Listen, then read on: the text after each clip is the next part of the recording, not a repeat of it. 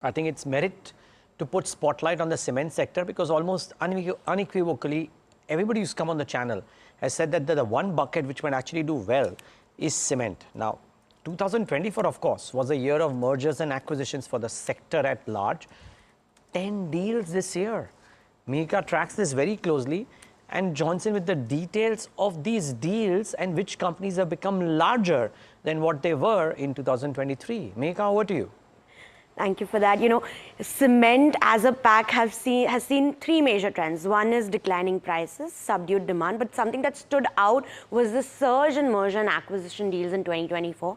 The sector saw a total of 10 M&A deals announced in 2024, and it also logged the highest number of packs in a single calendar year for the sector since 2014, and the combined value of these investments is over $3.5 billion. Now, when you talk about the key observations of the cement consolidation themes, where majority of the acquisitions were led by pan-India large players like UltraTech and Ambuja, and they were, acquiring regional players that were constrained with financial strengths and were adding limited capacities. And majority of the deals announced included south-based players because this region is largely fragmented. When you talk about some of the major cement M&A deals announced, well, we have on top, we have Ambuja Cement, the latest acquisition of Orient Cement, the EV per ton of $58 per ton, which is the lowest that we've seen this year. Then we have UltraTech Cement, a series of acquisitions for India with India Cements. Their last deal with it stood at $121 per ton.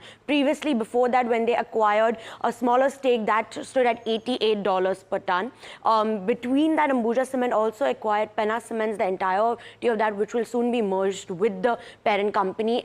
This was acquired at $89 per ton. Adani Group also acquired My Home Industries at $33 EV per ton. This was a grinding unit of the firm, and the initial investment we saw UltraTech Cement, initial financial investment in India Cements at $35 per ton. When you talk about some of the major deals, well, all of this averaged around $70 per ton at valuations, which is lower than what a company would need to set up a plant from scratch. The historical 10-year average stands at $100 per ton as per MK. Now, in terms of the impact of the cement consolidation theme, well, up first, it's positive for the price discipline as well as improvement. It also helps generate a better profitability and return ratios in the longer term as per MK research, and the potential acquisition candidates are likely to see further re-rating. The last two topics I want to touch upon is whether we will see more M&A deals going forward, where Carriage Rating says yes, the industry will see an acceleration in consolidation, and the focus will be on weak, mid-size and small assets, and the southern market still has more scope for further acquisition because of its nature. Lastly, in terms of potential acquisition candidates in the listed space, well, as per MK Research, we have counters like NCL Industries, Sagar Industries, Mangalam Cement, Nuvoco Vistas Corp, Deccan Cement, Heidelberg Cement, Star Cement and Saurashtra Cement. Most of these have lower capacities and are regional players, and also trade at an EV per ton below the $100 mark.